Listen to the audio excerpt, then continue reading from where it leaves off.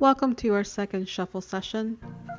Today I'm shuffling the Starman Tarot deck by David De Angelis. I believe that's how you say his name. It's street art meets David Bowie's aesthetic. De Angelis worked creatively with David Bowie on album covers and other artistic endeavors. I love the artwork, but the cardstock is tall and uncomfortable to shuffle in my hands, so I don't use this deck very often. But I look at this artwork and it makes me feel rebellious. And I think that's the perfect tone for our second shuffle session. If you're new here, shuffle sessions are where we reset our tarot decks and just chat. There will be a quick reading at the end of the video, and that reading will be about the topic today, which is two parts. The first is practical ways to get involved in your community, and then how to deal with conflicting personalities once you're in a group or you've formed a group. This has been the longest first month of a year in a long time. I keep hearing people say, we need community now more than ever, we need community, but not a lot of people explain how to do that.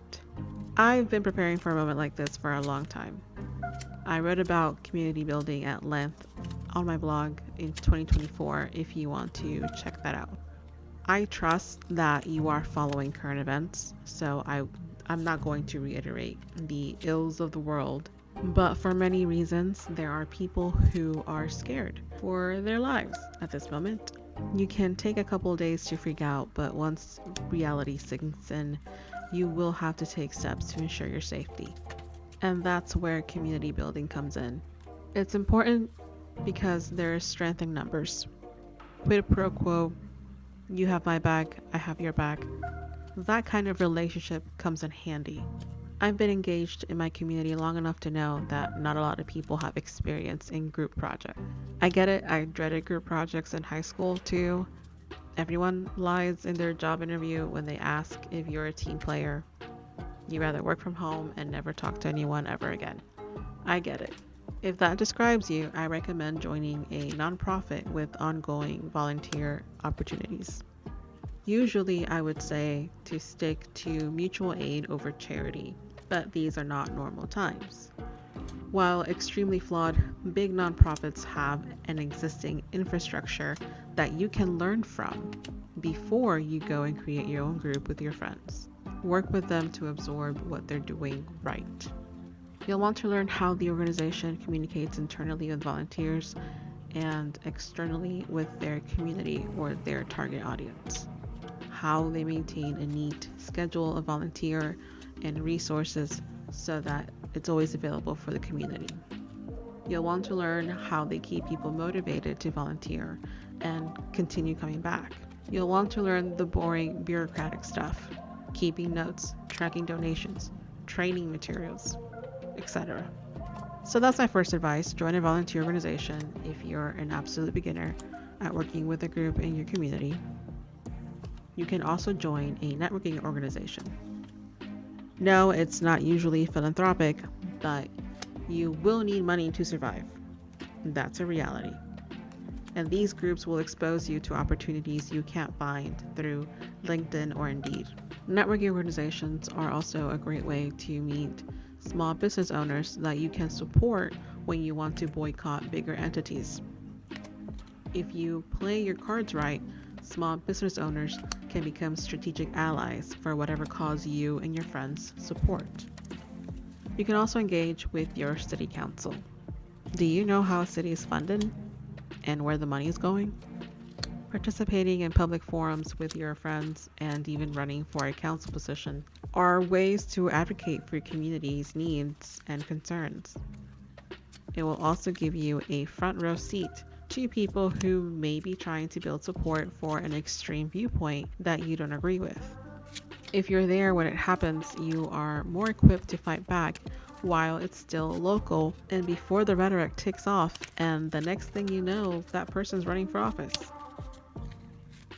My next advice is to meet your neighbors, introduce yourself, bring them food, take the initiative to organize a gathering on your front porch.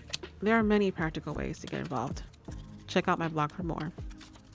But today I want to focus on some miscellaneous advice for what happens after you've joined or formed a group of well-meaning people for a good cause. Some of this advice will appear contradictory, but the real advice is to balance it all somewhere in the middle. Let's say you are working towards a common goal with a diverse cast of people who all have different viewpoints. You will need to work on your conflict resolution. If you are part of an active and effective group, it will attract people who also want to do good, but may have opinions you won't agree with 100% of the time. Trust me, I live in Florida. I know how hard this is, especially now that so many people are horrified and are flocking to volunteer groups to feel like they are a part of something. They are part of the solution and not the problem. The newcomers may not be politically savvy.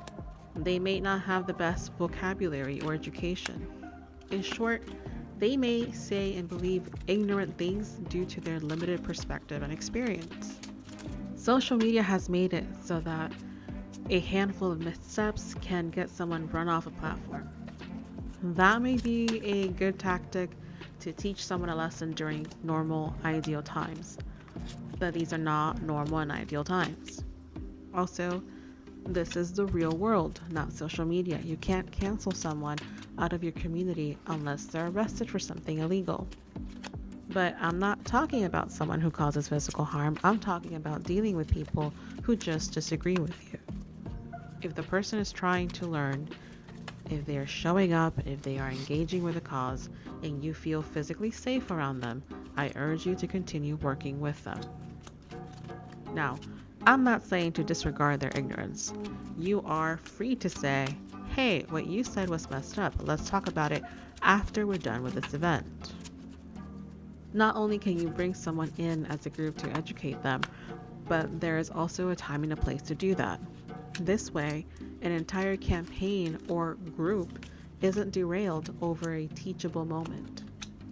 You may say that it's not your place to educate.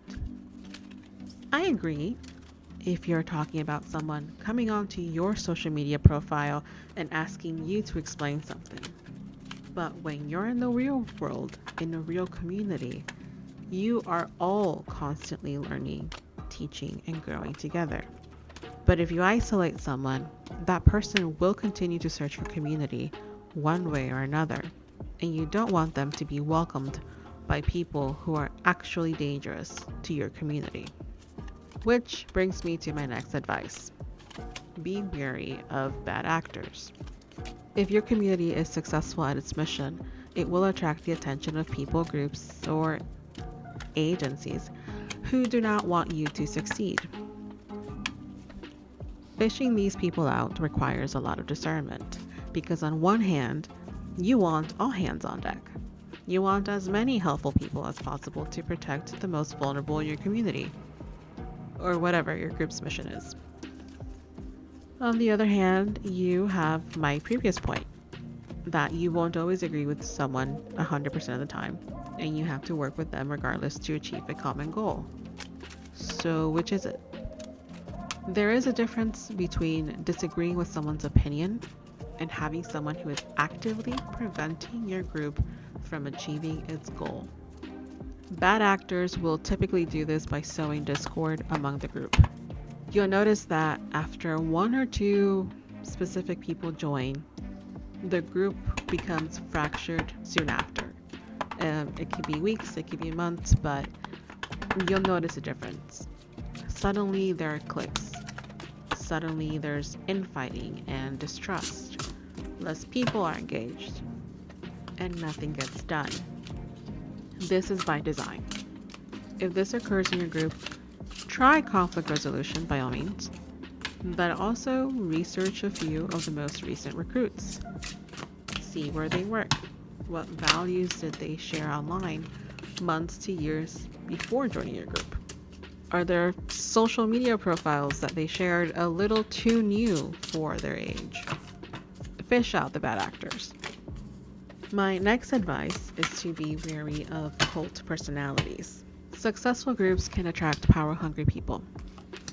Throughout history, we've seen dictators taken down only to be replaced by heroes who then themselves become dictators. The same can happen in tiny scales like the PTA, your HOA, mutual aid groups, volunteer groups, charities, etc. Every organization should have an executive board, a constitution or rulebook, and should be open to suggestions from the whole group. You can even set term limits for leadership to avoid a takeover. I know this sounds dramatic, but our society is prone to cults, and it can emerge from any organized group that has a charismatic leader. The trafficking cult NXIVM came from self-development seminars. The Christian 7M TikTok cult emerged when the father of a TikTok influencer formed a management agency. This was known as the dancing cult. Beware of the overly charismatic and too persuasive leader or member. Now, I'm aware of how this advice appears to be contradictory to some of my previous advice. A leader needs to be wary of bad actors, and bad actors create tension and conflict in the group. However, this doesn't mean that a leader can't be questioned for clarification. Members should question everything, but again, consider the manner, time, and place in which you do it. Make sure that it doesn't get in the way of the overall mission. If a leader doesn't like you asking questions that you ask in good faith, that's a red flag. Now, what if the bad actors take over? No one wants this to happen. You work hard with your community members to be of service to others, and then someone or a group of people swoops in and uses the goodwill you've created to do something harmful, promote an unethical ideology, or render the operation useless and ineffective.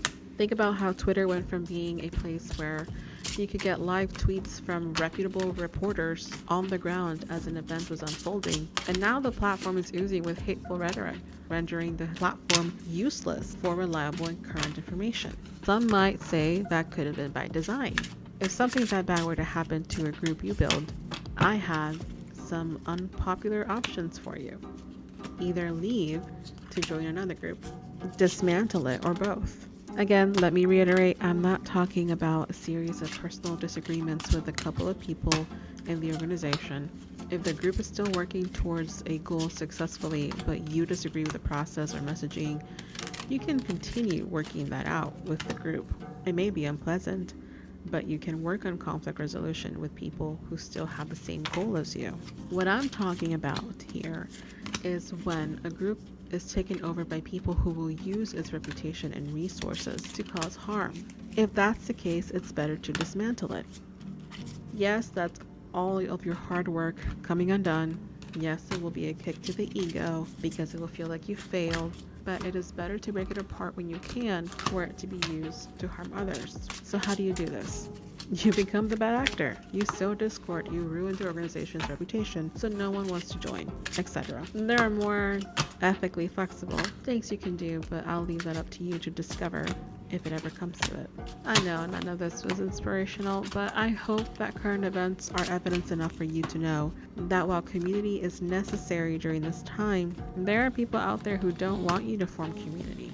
They want to keep you scared, confused, and angry at your neighbors. Remember, the fight is not right or left, it's up and down. So please get to know people in your community. Become a face to recognize and a person they want to help in an emergency.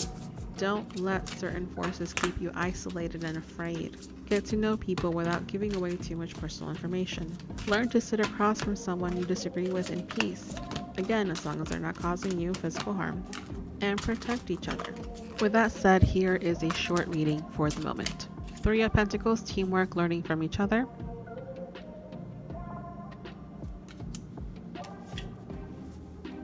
Five of Pentacles, working with the most vulnerable in our community. Prince of Cups, approaching situations with grace and empathy. Let your intuition guide you to find where you can be the most helpful. The summary card is Prince of Wands, channeling nervous energy into action, leadership, preparing for unpredictability.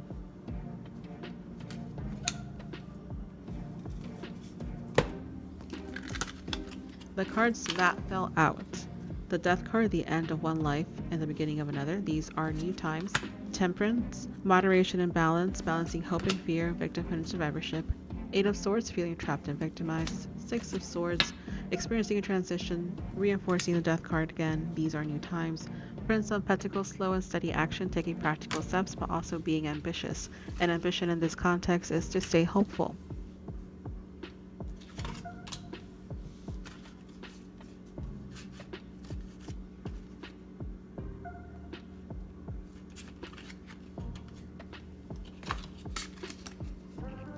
It's interesting that we have three princess or knights in traditional tarot. When there are multiple knights, it signifies debates, fighting, action, things moving quickly. This is a very changing landscape. I take this reading to mean if you want to see change, you have to take action. The world has changed, your life is about to change, but with so many knights here, it's screaming for you to do something. So yes, get involved. Get involved. It's going to be a lot of hard work. With so many knights here, it's going to be a struggle.